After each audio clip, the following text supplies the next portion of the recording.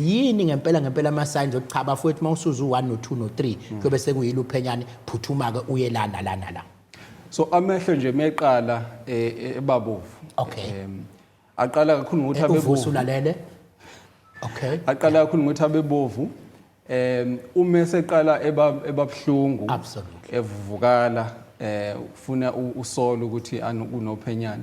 noma eseqala isiba nenyembezi sisakubona nakho ukuvuvuka yes sondela izadokotela usanayo impela so enye into uphenyane liyenzayo kuya kube khona abanye abantu baba ne discharge encane baba noketshezana oluphumayo ukuthi ngathi liyimbicana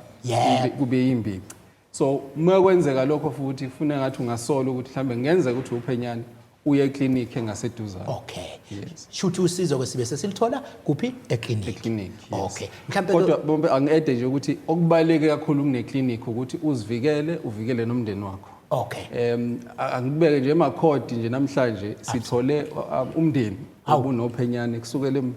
umntwaneni kuze kufike ubaba omdala ukhona nomuntu ongashona ke ngale outbreak yophenyane uphenyane alibulali bamaphisa alibulali yikho kushuthi nathi sasize sigeze ngomchamo ngasithatha ethi ayibulali lento kodwa umchamo uthe uyawuvala dokotela abantu bengageze ngomchamo ngicela ukubeka okunye bamaphisa kukhona ngazi ngayibiza ngani kodwa ke indlela abantu abenza ngayo ukuthi bafake nobisi emehlweni so ubisi ke nalo mhlambe lalisebenza kudala mhlambe kwakudala izifo zazingeningi kodwa ke sesiya kufuna kugwemeka ukuthi abantu bafake ubisi emehlweni ngoba ziningi izifo ezikhona nawo ama virus lawo ayakwazi ukuthi aphume ebeleni obisini kumama athelela umntwana noma athelela umuntu abanye ngisho abantu abadala bathatha ubisi lomuntu osancelisa bafaka emehlweni so lokho nakho kuvikela uphenyane futhi izinto lezi abantu abazi ubisi lolu umchamo esisakwazi kukhona mhlawumbe okunye okukhumbulayo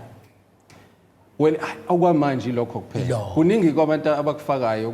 khona abantu abakuthengayo ezitolo bakufaka emehlweni bethi belapha uphenyane